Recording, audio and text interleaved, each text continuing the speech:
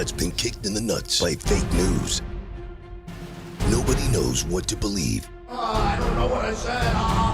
We need one maverick newsman to cut through all the noise and tell us what's really real. I'm not that guy. Hello! Welcome back. Shalom, Salancha, and all those other greetings. Welcome back to Really Real with Richie Redding. I almost forgot the name of the show for a second. And I am, in fact, Richie Redding. This is Really Real. And just want to thank everybody so much that has been watching. There are legions of you. You are truly the vanguard of Really Real fans right now. We went to 6, to a dozen, to 2 dozen, to 30, up to 64, back to 30. But you know what? I'm having fun doing this and really can't thank everybody enough. And it was pretty cool that some people reached out to me and talked about the thing that I mentioned when we first started, which is that, like, I was afraid to start doing this, and, like, you know, it's a dumb thing to even talk about that to me, right? It always feels stupid to talk about fear, and it also seems weird to some people where it's like, I can go up on stage. I think I've been on stage over 25,000 times probably, and that's most people's, like, worst nightmare. But then sitting in front of a camera feels like it's like this, I don't know. It just feels like this whole other thing. And the fact that the numbers are right there in front of you, especially on YouTube, when you can't even lie about it like they do on podcasts. And by the way, Robert, I'm correct when I say this, right? The podcast version, all audio, is coming very soon. So buckle up for that. And just wait until I start lying about how many numbers we have for that. We'll get ourselves some sponsors.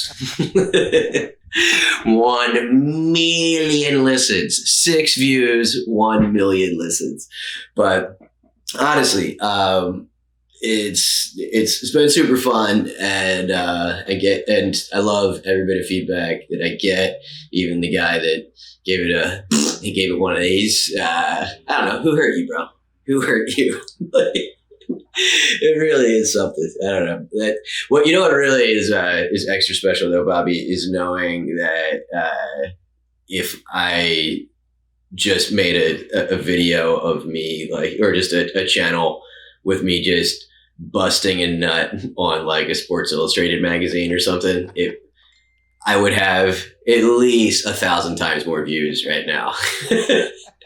I don't know what I'm doing wrong that my algorithm somehow in the suggestions on Pornhub, it was just some dude, like, hands-free jizzing. It was like, I don't know how I earned this one, but you were way off. And I looked at it just because I had this thought. Yeah, that's why I don't, because I had this thought of, like, I bet if I was just jacking off. And dude only had like 20 views on his jacking off. But you know what? We're going to support him. You know, we're going to like and comment. We're going to share. We're going to post it to LinkedIn. We're going to help that guy get the word out, because he jacks off on camera. It was just dick too, Bobby. Just the weirdest dismembered, just a dick jacking off. Onto a Sports Illustrated? No, it wasn't even to a Sports Illustrated. It was just, like, right at the camera. Like, this dude, yeah, he must have an old burner phone or something. Like, if that's his walk around phone, he really is truly an animal. If he's just got DNA all over his face all the time, you are an absolute psycho. But to tie it all in to my current week, got my chompers. Check these chompers out, Bobby. Look at them. Huh? Oh, too bright. Yeah. I just went to the dentist yesterday, and there's nothing that makes me feel more like an adult and like a person that cares about myself than going to the dentist does. And do you go to the dentist, Bobby? I do go to the dentist. You do? That's great. Oh yeah, your mom is a serious person. Yeah. How often you go? You're keeping up with it? I go once a year. I think the twice is a bit excessive. All right. Yeah. I mean, you're showing up though. It's good. It's really So the only medical profession. If you do things you're supposed to, you don't need the professional for. I'll have to think about that. No, that's not true. Well, also a dermatologist. Good point. Good point. Yeah, you want to go up once a year instead of once every 10 years. But yeah, the reason that I'm even bringing it up is that a lot of you guys know that I've been sober for a long time. It was 15 years in February. And when I first came in and got to get sober, my mouth was fucked up. And like, I had it in my head that I had all these cavities and like blah, blah, blah. Because it had been like, I think 8 years since I'd been to the dentist. And like, just to get my teeth clean, my gums were so sensitive that I had to get like my whole face completely shot up and injected with Novocaine. And I mean, like 16 different needles in the mouth just to get each side done. And it was a nightmare, right? And then like ever since then, and my dentist was literally like, if you start flossing today, you'll never have to do this ever again. And I started doing it and I've never had to do that again, you know? And it's like, it's kind of just it's a metaphor for a lot of the other stuff in my life, especially with sobriety of, do a little bit of work every day and you never have to go through anything big. So I don't know why. I just felt like it's something that especially dudes don't talk about fear, right? And how fear like affects their life in all these different ways. And I want this show to be somewhat of a source for good, if I can help inspire anybody. And a recurring theme in my life is that and I completely 100% plagiarized this theme from the Paulo Coelho book, The Alchemist, but it's that the fear is worse than the suffering, right? So that like I build shit up in my head that this is going to be the worst fucking thing in the world. And then I'm so afraid to do it because it's like I'm afraid because I'm afraid, right? Yeah. And then once I actually get the guts to do it, it wasn't that bad. And I realized that that the actual bad experience was the week or the 2 weeks or the month or whatever that I spend building this shit up. And like fear fucked with me for a long time, dude. And I mean, it still does today sometimes, of course, right? But like I was a fake college graduate for 8 years. There is a I'm saying I'm sober as I'm having like I look like I'm having a fucking acid flashback. there has been, I don't know where, I swear to you, we have a cleaning lady. Our place is pretty clean. There has been a fruit fly buzzing me on a kamikaze mission for the last 3 days, and one of us has to go. So, there's something up there.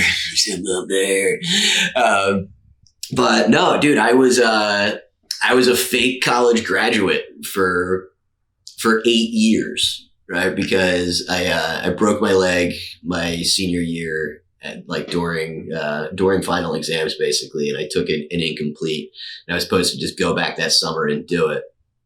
And for any number of reasons, addiction, I never actually did it. And I started working, and it was under the assumption that I had the degree. And that assumption was the biggest source of anxiety and fucking shame in my life. And I lived in constant fear that my boss was going to do a background check, or that I couldn't get a new job because I was so afraid of the background check. And I just sat in that shit forever. And the reason was because the professor was a jerk off, and I didn't want to have to go and talk to this one jerk off. And I built it up to be such a massive deal that, like, I mean, the guy might as well have been in in the tower in Batman. You know, it was like that's how steep the steps were to climb. And then 89 days sober, bitches. 89 days sober. I finished the papers that I needed to graduate from college.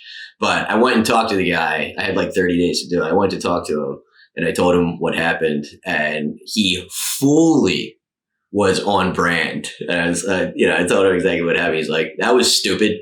Do you feel stupid?" Like, "Yeah, dude, I feel stupid. What's the workout here? You know, what's the workaround?" And he like looks it up, tells me I have to write this paper. I wrote the best paper of my life. And, I'm like 29 at this point. Like, it's the friggin' bibliography on it, like the citations were like twice as big as the paper itself. Right? I mean, I went in on this thing. I go and hand it into him, and he literally goes like this. He goes, B+. It's like, what? Huh? Like, aren't you going to read it? Read it, dude. It's like, no, I just looked up your grade going into the final, and it was a B+. So pretty sure this is a B+. You motherfucker. So it could have just been absolute gobbledygook, and I would still have gotten that B+. But I did it. Damn it. So I just want to put that out there, man. If you're, Where'd you fake graduate from? University of Pennsylvania. Oh, wow. I did Penn State. Fake graduated 2014. Oh, Mazel. I'll send you a fake gift. Yeah. Well, it's funny that we used to have T-shirts that say "Not Penn State," and then when the what's his face scandal, when the not Paterno, Sandusky. Yeah, when the Sandusky thing happened, they made T-shirts that said "Really Not Penn State." Drake came out and was like, "What's up, University of Pennsylvania?" And we were like, "No, wrong school." Oh, that's funny. I thought that was only the other way around. That all the time they would come and be like, "What's up, Penn State?" Like, go fuck yourself. You would think we would just take credit. Yeah, we were all number 1 through 5 in our class. But yeah, man, I wanted to put that out there about the fear stuff, and I love hearing about positive things. If you're, let's face it, it's just dudes watching this right now. So if you're a dude and watching this, maybe it's a little bit better than Andrew Tate. It's I feel like the two things to really take care of starting when you're staring down the barrel at 30 are your teeth and your lower back. Remember I said that. Teeth and lower back. All core, baby. All core. It's like getting pecs and all that other stuff. You only get one back, and it is impossible to sling good dick with a bad back. All right? That's a Richie Redding fact right there. But yeah, I hope you guys had a positive week, whether you were on spring break in Miami getting shot or beheaded in Mexico. I hope it was a wonderful time. But the funnest thing to watch this past week was the Borg challenge. Do you know about this, Bobby? I do. I'm a big fan. Do you actually do the Borg, or just of the challenge? Watching other people do the Borg challenge. Yeah, it's very exciting. I'm gonna start this video here.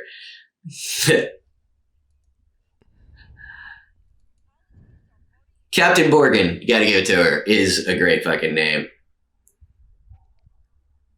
So, it's nothing but goofy white girls so far. You see, not a lot of diversity going on in the Borg challenge.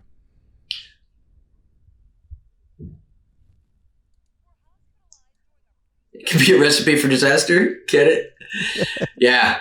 I mean, what's so exciting about it is, well, for one thing, whenever I see like like some kind of challenge that goes viral, I always feel like the media is overstating it, especially by the time it ends up on like Inside Edition or hard copy, whatever it is. But like the Tide Pod challenge thing, like a kid actually bit into a Tide Pod, right? Like that's just not catching on. Yeah, you're getting fucked up. If you're going to the hospital, not drunk, hospital if you do that. But Borg challenge, you got to give it to him. And there was one chick did it with, she posted a thing of how much vodka should I put in this, and it was a gallon of milk. It's like, dude, that is some hardcore parkour. If you could. I don't know which one's more impressive, honestly, to put a fifth of vodka into something or to be able to drink that 4%. Some full, some full fat. Woo-wee. Did you have the milk kid in high school? The kid who would try to drink a gallon of milk? Not the milk kid, but definitely had a kid that was way ahead of the curve on keto, that he would grab a stick of butter out of like anybody's mom's fridge and just eat that like it was a snack. Just a straight stick of butter to the face. What was the milk kid doing? When I was in high school, a gallon? Like, all the food challenges were big. Like, can you eat a tablespoon of cinnamon, which you can't do? Like, you can't swallow it, you'll choke. Your body can't handle a gallon's worth of lactose.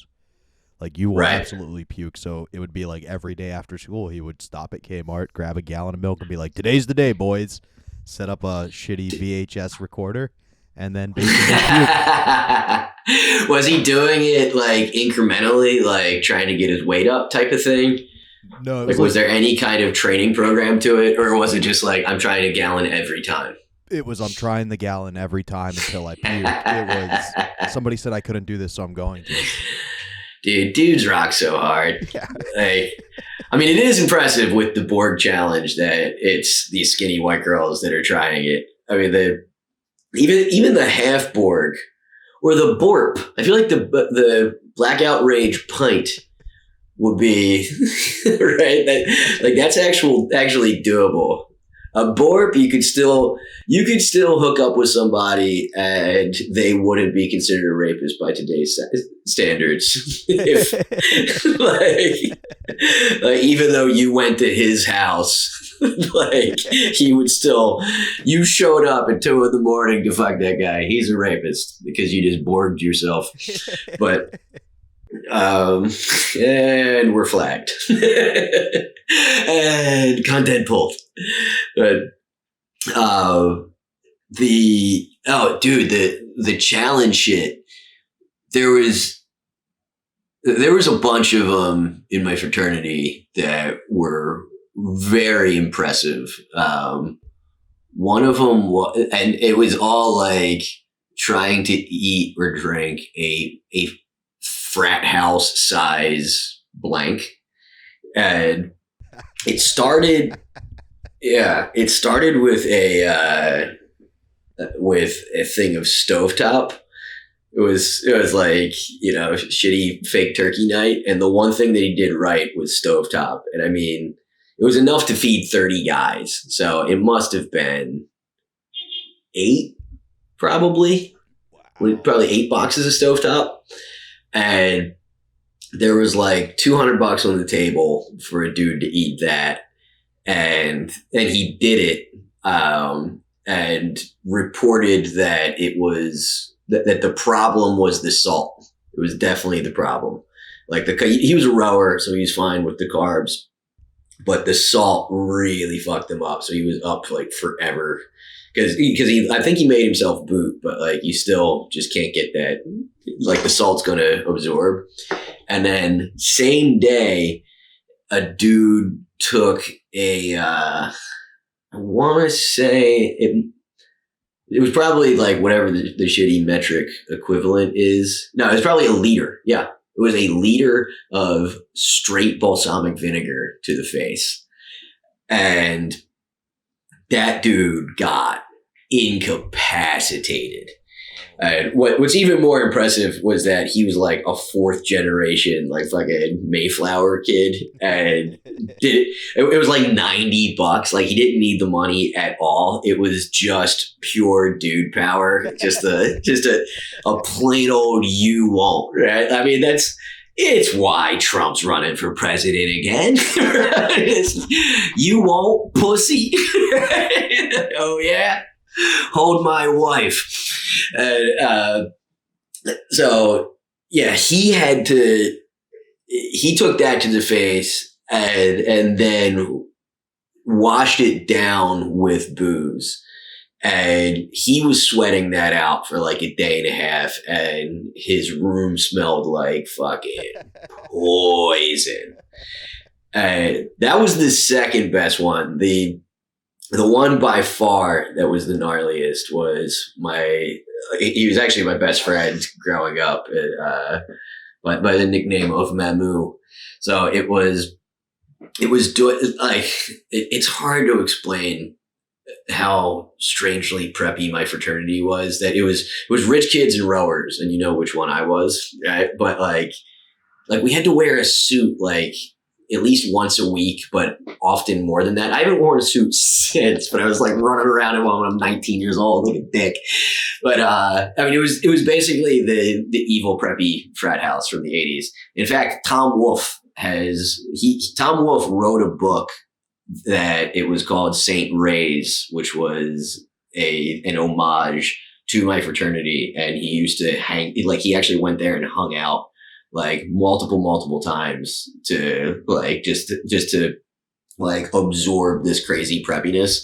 And the guy that wrote the book, The Preppy Handbook, E. Digby Baltzell, I believe, was a graduate of an alumnus of my fraternity.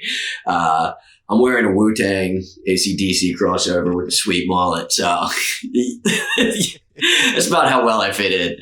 But we were having this pledge event, and it was like a hotel party type thing, you know, where it was like an around the world hotel party. Everybody's in suits. Everybody's super smashed, and the old you won'ts start coming out, right? And one thing leads to another, and the item in question was a frat house size gallon, maybe gallon and a half of mayonnaise, store brand, baby. Dude, $800 winds up on the table. And like, dude had been partying a ton, like already spent like his summer job money, needed this shit. So a whole frat house worth of dudes and pledges around. And just go. And it's like the rules start coming out, right? Like if you puke, you got it's over, blah, blah, blah. And he gets like, dude, I mean, he got 2/3 of the way through it. And these dudes just start like, yeah, they're chirping at him of just like what's going on inside. Like there was a kid that was like a pre-med dude, and he's talking about the fat as it hits, and it's going to coagulate, and he had just taken X amount of shots, and how those things are going to interact in his stomach, and how long he's got before he's going to get diarrhea and heart disease, and and all this stuff. So he's muscling this shit down, and then just like does one of these, does the look around.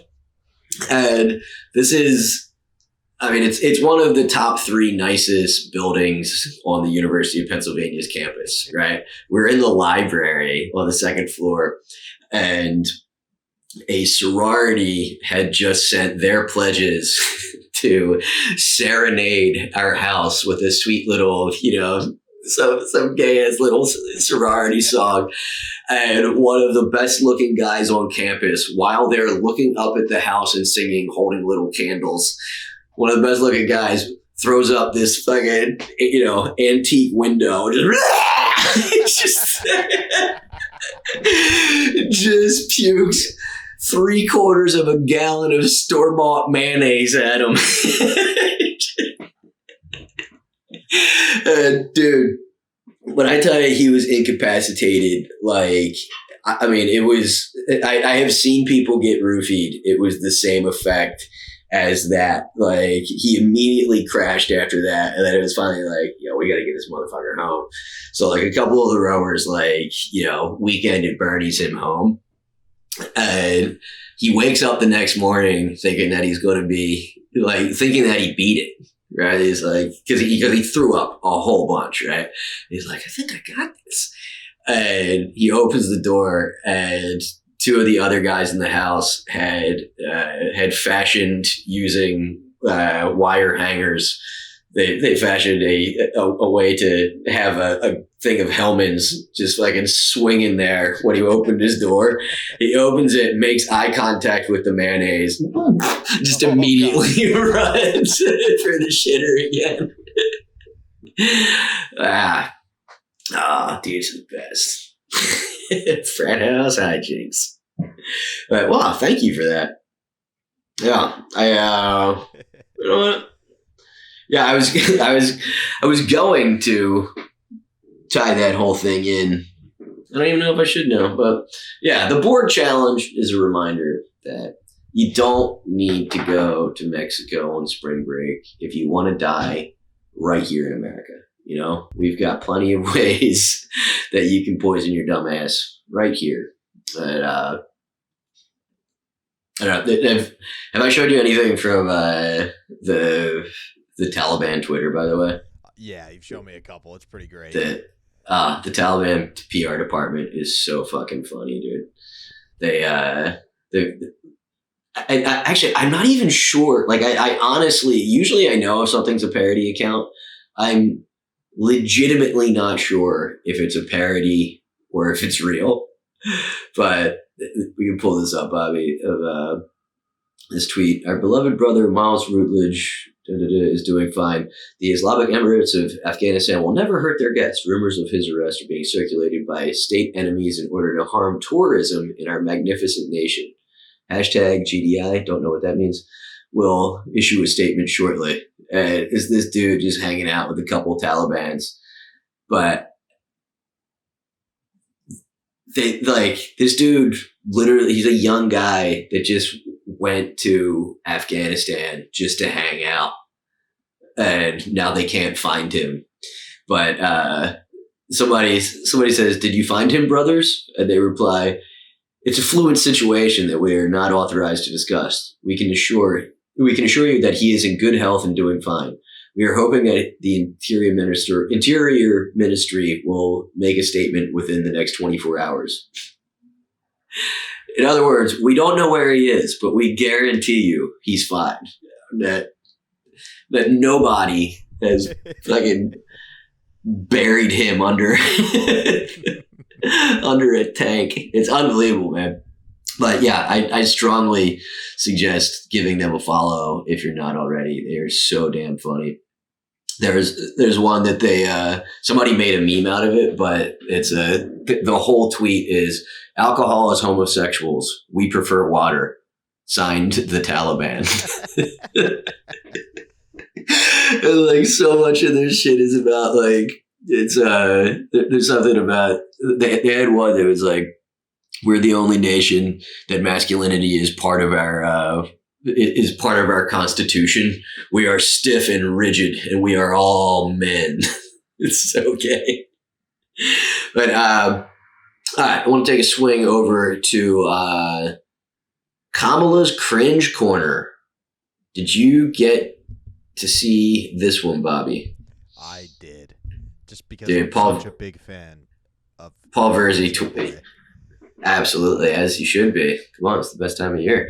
Verzi tweeted this, and this is literally the single most cringe thing that, I mean, it's very tough to say what's her most cringe thing, but here we go. You want to start from the beginning or start from the time? Yeah, I've started at the top. So good.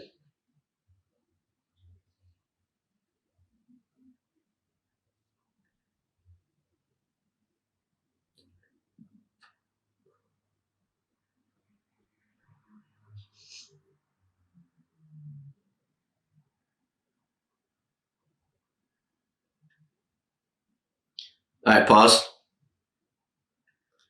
Do you think she watched the game based on that right there? I don't think she could tell you the rules of basketball based on that right there. Yeah. It's so generic, and like smart. Yeah, you guys are so smart. You hustled, and that's what it's about. That's what it's about. Good. Keep going.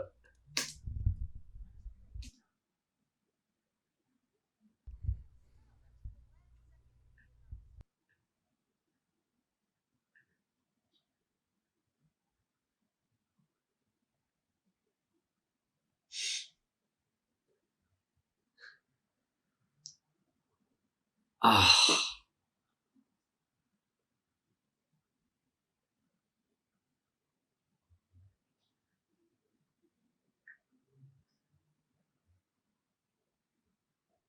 Oh.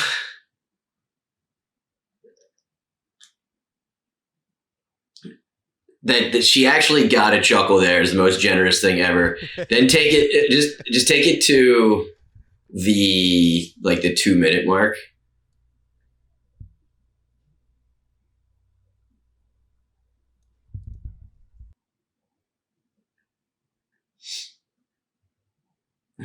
The kid that's sitting there, you just see that one kid sitting there, and he looks around like, that was fucking weird, right?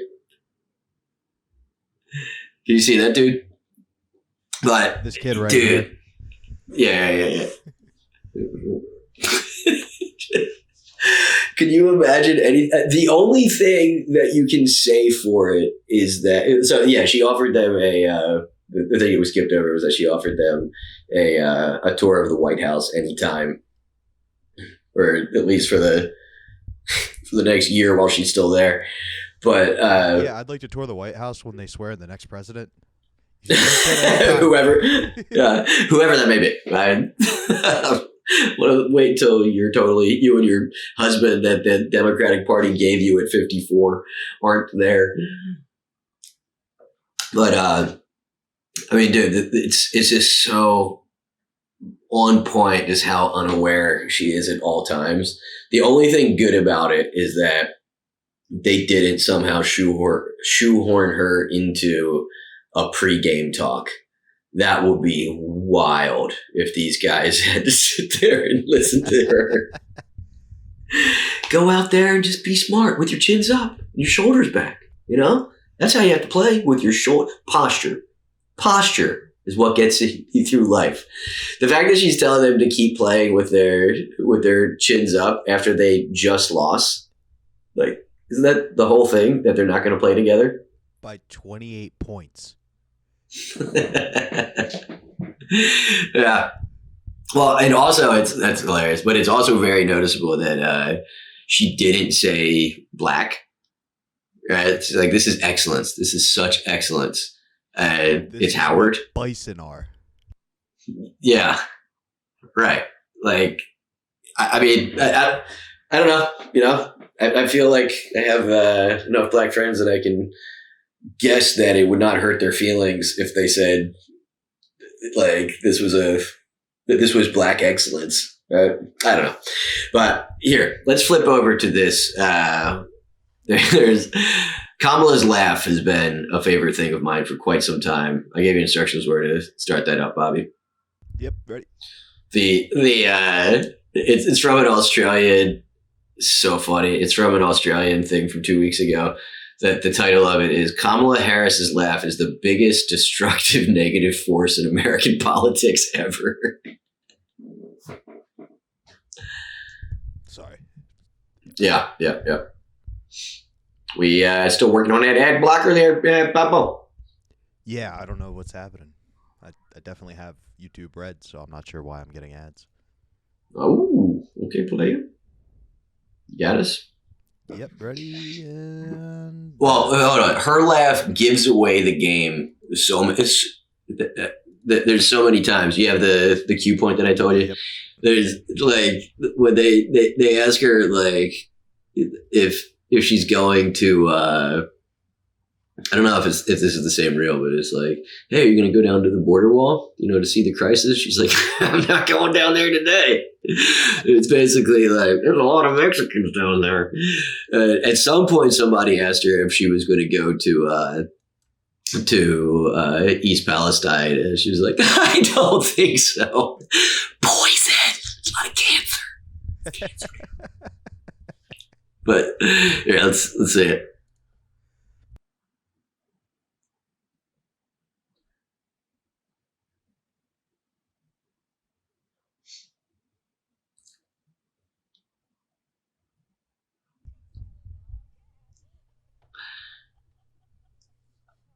Dude, pause that for a sec. I mean, if that's not the laughs that she got out of that. I mean, first of all, somebody obviously wrote that for her, right? That exactly. Like you don't have a genuine line, a genuine story that like I said this to mommy and you're tripping all over it like an asshole.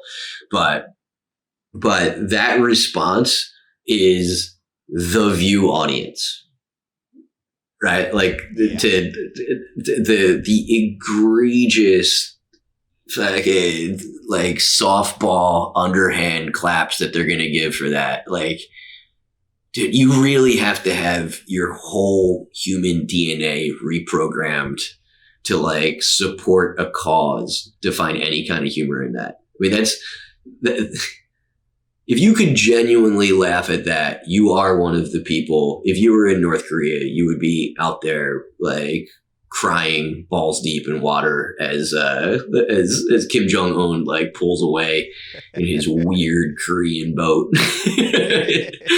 Oh, the great leader. That is who is laughing. It's those Americans are the great fucking leader people. Go ahead.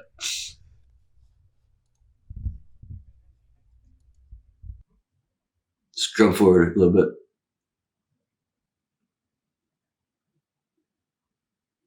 Did I give you the wrong thing? Yeah, I might have.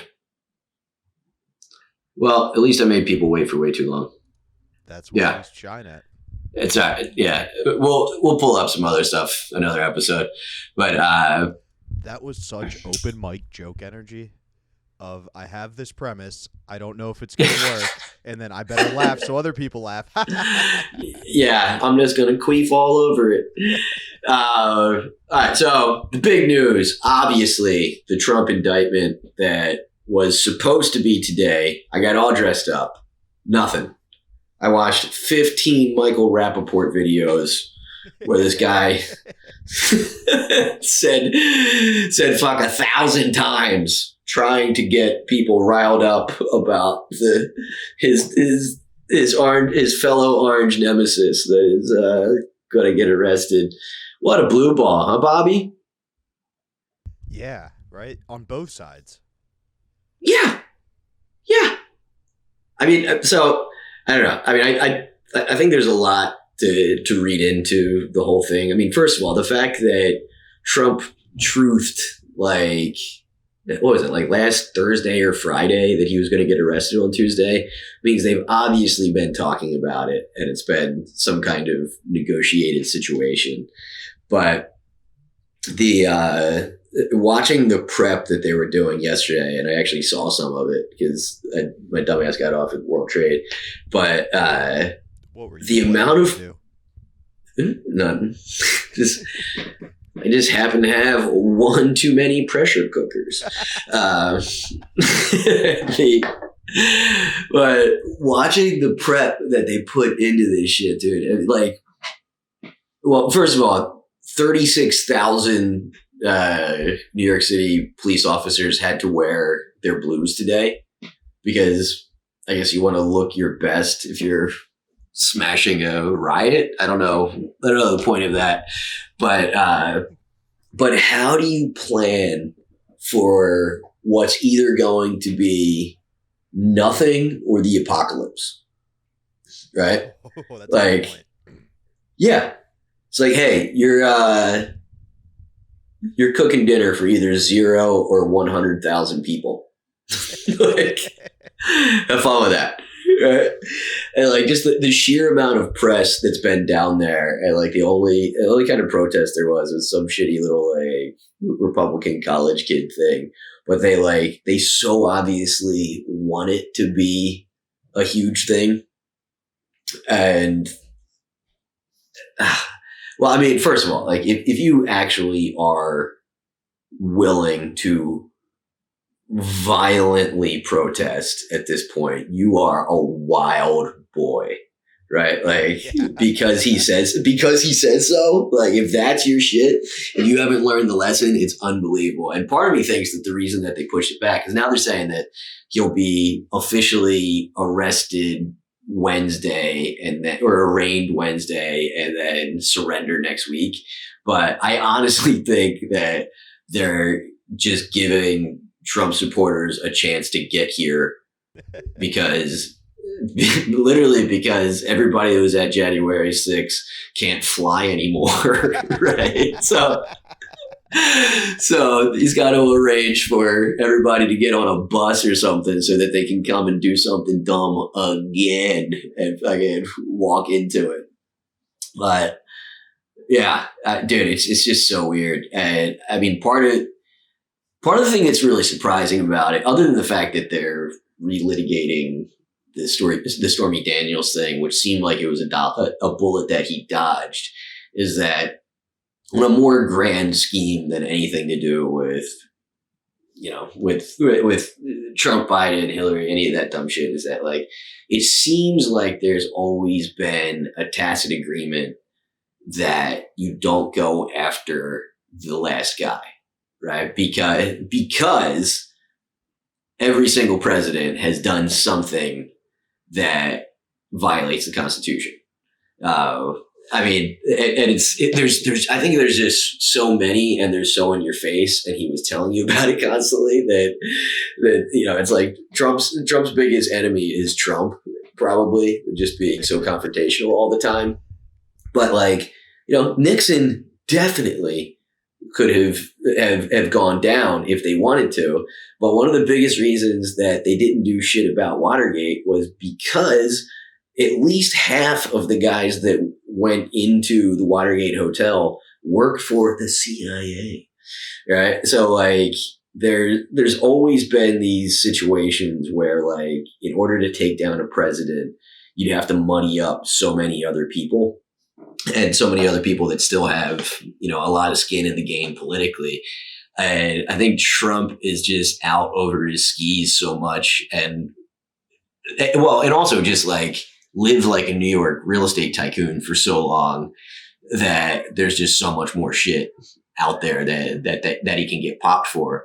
But like, when that does come back around, like it's obviously going to come back there's so much hay that they're making about the fact that it's Soros funded Jews. If you're ever wondering what they mean by Soros, it's that's like the ultimate dog whistle for anti-Semitism usually. But the guy is actually funded by Soros. Like he put $1 million into his campaign, and he said that he was going to sue Trump 1,000 times. So it's weird. It's really weird. But like, it's going to come back immediately around. And it's the boomerang, the horseshoe, whatever you call this. Like if they weren't already going to go ham on the Hunter Biden thing, this is going to drive the stakes of it up so much that it's just going to be, it's going to be a great show. If nothing else, it's going to be a great show. And it's fun seeing people get really pissed off that Meatball Ron, which by the way, have you seen Meatball Ron? Supposedly he's losing the weight. Really? Yeah, dude. It's a program I've always called teaching by teasing. And I think Trump is doing a great job of it with Meatball Ron. There's a kid on the rowing team named he was a husky boy, and he was probably 50 pounds overweight. And our coaches nicknamed him Captain Donut. And because he couldn't run, because he quit on the 5-mile run, they tied him to a tree. And they put a donut in his mouth while everybody else ran until they dropped. And let me tell you, that kid didn't just lose those 50 pounds. He lost another 50 pounds, Bobby. And he became bulimic. And that's how you fix somebody's life, you see? Yeah. You know what happens if you put a donut in a kid's mouth and make him go bulimic? You don't lose by 28 points in the March Madness tournament. That's part of, that's a winner's mentality. Yeah.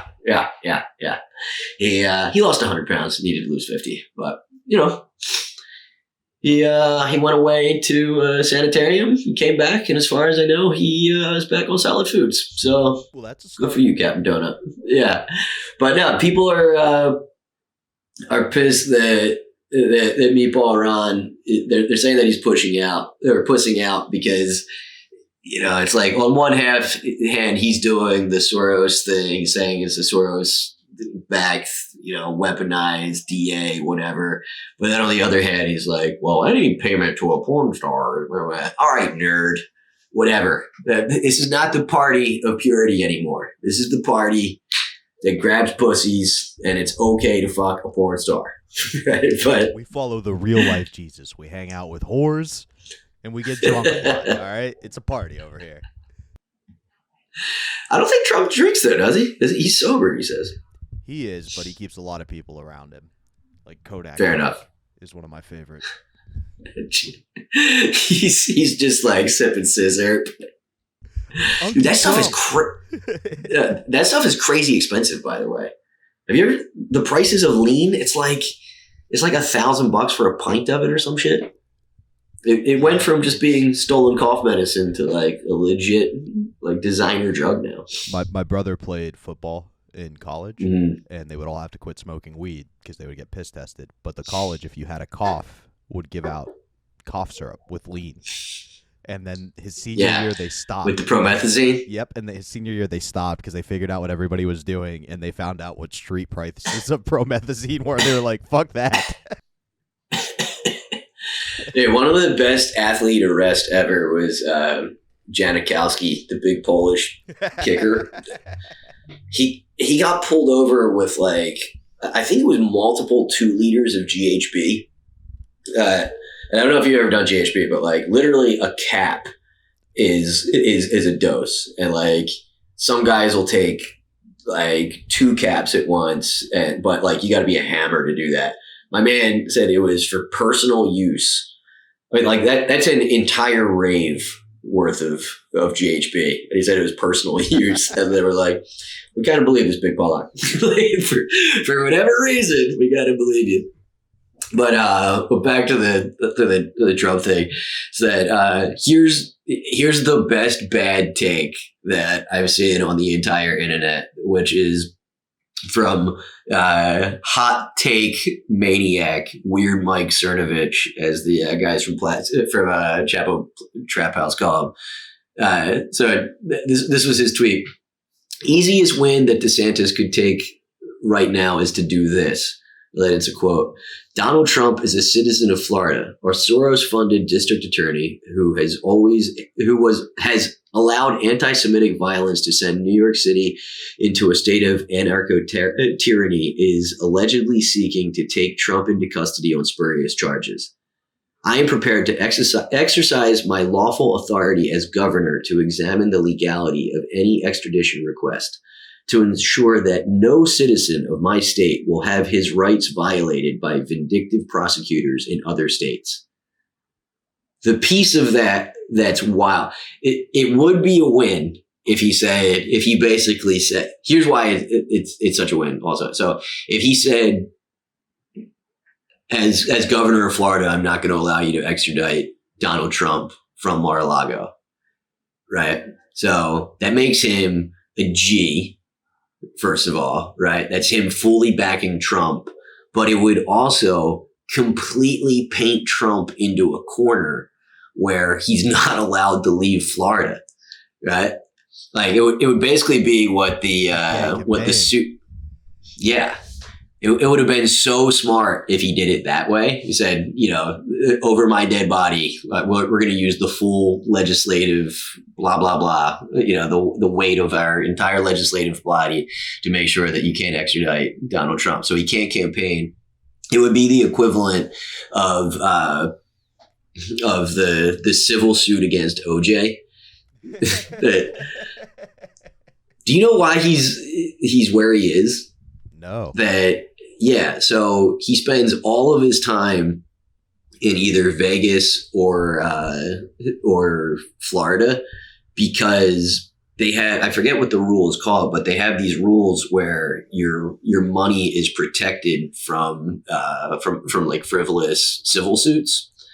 So if he literally if he touches ground in California, they'll be able to arrest him for not making any of his back payments that he owes to the families. Yeah, real deadbeat, if you know what I mean. But dude, the way that Weird Mike says this of, I am prepared to exercise my lawful authority as governor to examine the legality of any extradition to ensure that no citizen of my state will have his rights violated by vindictive prosecutors in other states. Do you know what a shit show that would create for the state of Florida? Dude, literally, just criminals would start declaring residency there, as if there's not enough criminals in Florida already, right? But like, I'm just picturing like a fucking Dukes of Hazzard situation where a guy that's got RICO charges on him is just blasting down 95 trying to make it to that border. And like, and it's like a reverse Boss Hogg situation, right? If fucking DeSantis and Roscoe are just sitting there, like, them Trump boys got themselves in an awful lot of trouble. There's just coke flying out the fucking windows. I love it. That is the worst fucking take humanly possible. Nobody in my state is going to get arrested by some Jew prosecutor. What? It's insane, dude. But, all right, moving right along, I want to say that, first of all, we called it, Bobby. There's a headline. White supremacist networks Gab and 8kun are training their own AI now. Dude, it took a month. It literally took 1 month from when we said that that it started. So Gab and 8kun, I mean, already just a human-made bastion of like just a factory for the worst shit on the internet is now made. They will now have racist AI making memes for people. Dude. This is the future we dreamed of. I mean, automated griping is the scariest fucking thing I've ever heard. That if you're look, I mean, it's something that like, I'm not in these corners of the internet, so I'm not going to see them, right? And it's like, I can't be poisoned by this shit because it's like, whatever. Like I'm unoffendable and I'm immune to it. But what's going to suck is that like the right-wing dickhead whose whole personality is I post memes is going to have a literally inexhaustible stockpile of this shit to argue with people that are just trying to have a good day on the internet. Right? Like, there's some guy, this dude, he used to like book shows, and I posted something that was just a good joke. And the dude literally posted like 75 memes in a row of like, and it's all this, it was always offensive shit. Like, I mean, again, I'm not offendable, but it's like, dude, I know what you're doing here. I know for a fact you didn't make these things. Right. And, so I wound up blocking him because he was just exhausting. And then the dude shows up at a show. It's like 5 years later. Like, I was doing a show with Levy actually, and he comes up and shakes his hands. Like, yeah, we used to follow each other. And I realized who it was, and he just like sat there like uncomfortably close to me, like wanting to have a conversation. And it's like, what mental illness do you have that if somebody blocks you online, you think you're now going to like just kick it in person, right? Oh, you know that's all fake. Yeah. Well, it's a similar mental illness to, I've got an unnamed family member that sends me, who's probably 70, and literally just sends me like dirty memes all the time of just gross old man memes of you know, a dude diving into pussy or something like that. I've never once acknowledged it ever. And I see him twice a year at like Jewish holiday stuff. And he's never once acknowledged it. Like, dude, I mean, he's literally sent me 80 dirty memes. I never liked one. I never LOL'd. I never chuckly faced it. And he's never at once showed up on me and been like, hey man, you know, why aren't you responding to the memes? Like, you're welcome, Richie. You're welcome.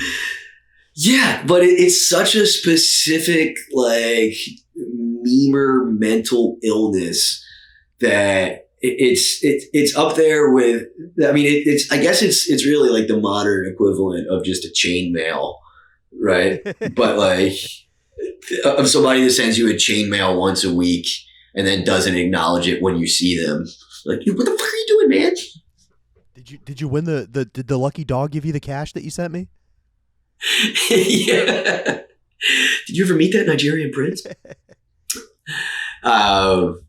Yeah. So that is what. Well, I wanted to run through the fun images of Trump getting arrested that the AI has generated, but I actually want to try to keep it pretty tight here. We're gonna stay close to an hour. So, this has been fun so far. Yeah, this was a pretty good episode, Yeah, I think. Yeah. And I'm looking forward to getting it out onto the podcast platforms so that it can be a million plus downloads per week episode. I've already got you projected at 3 million a day.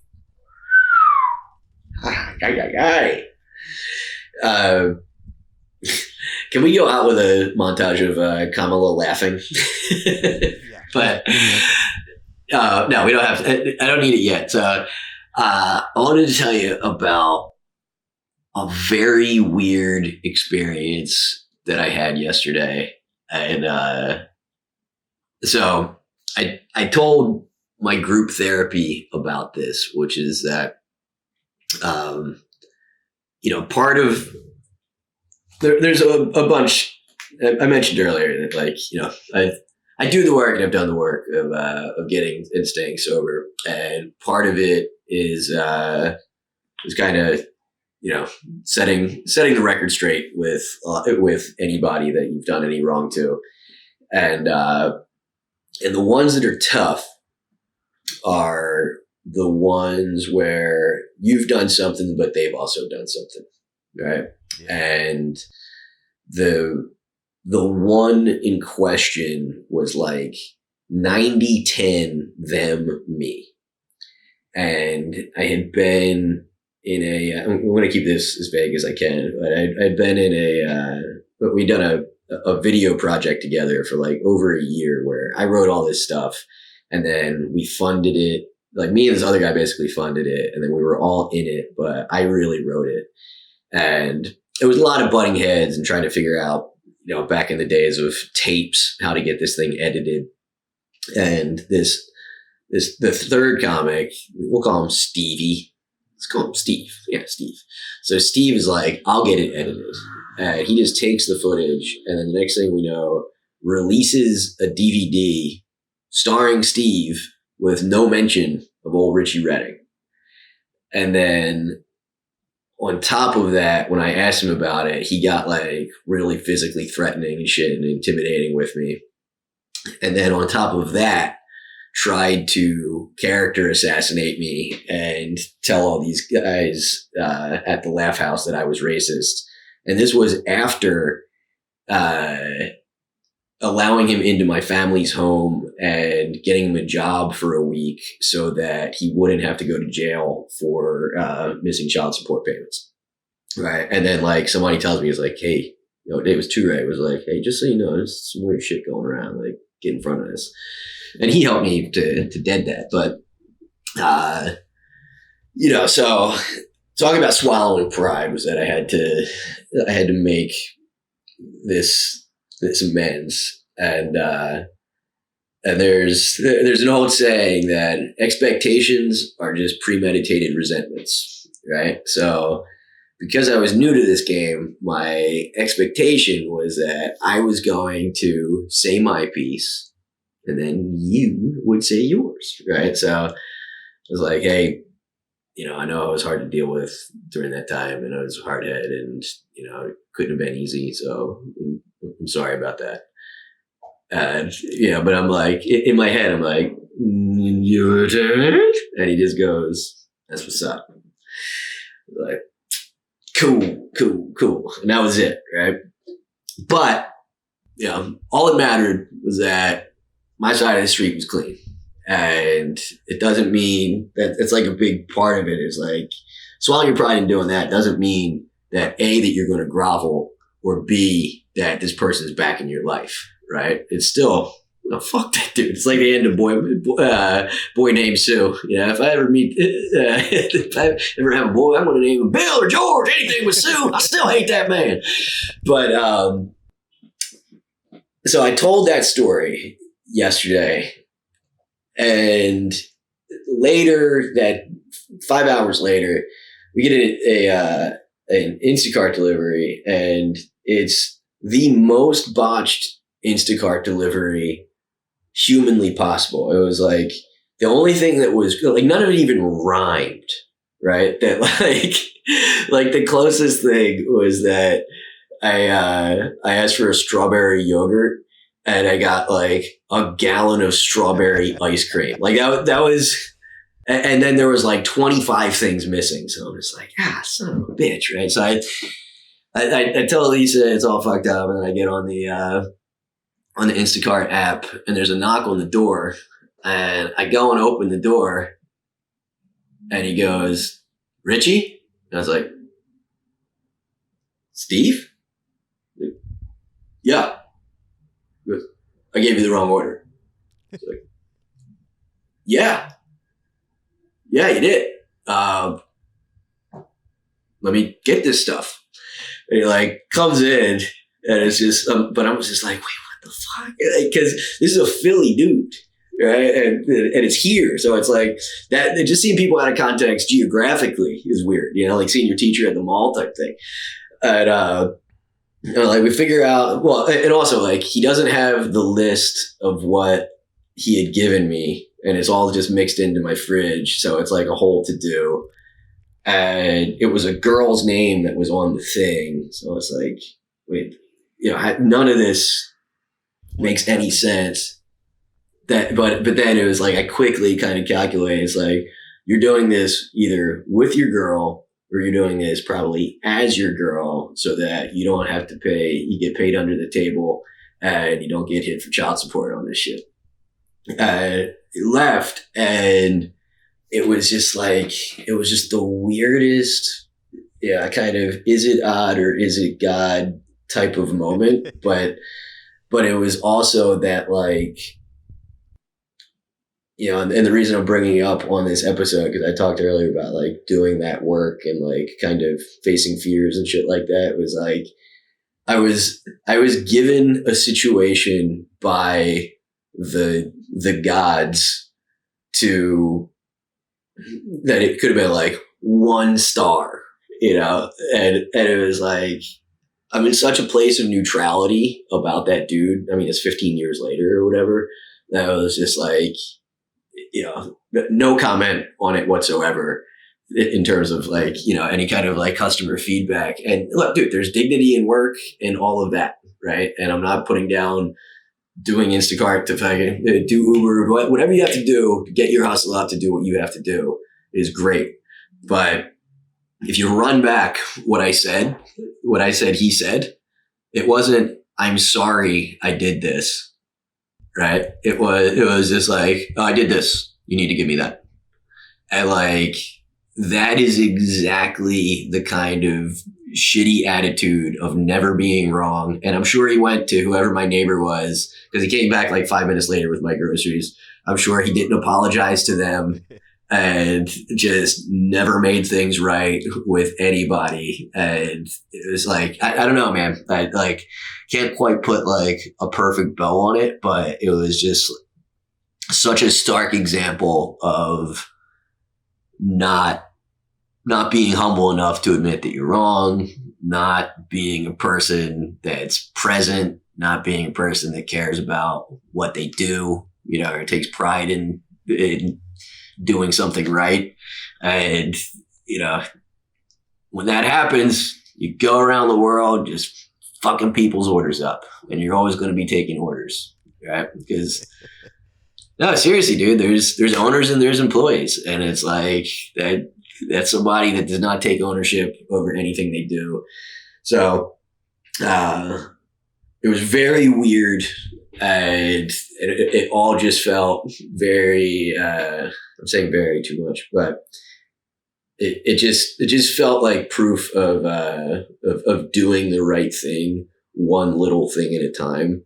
Just like flossing pays off big in the end, right? So take care of those teeth, take care of that lower back, hit those planks. I'm Richie Redding.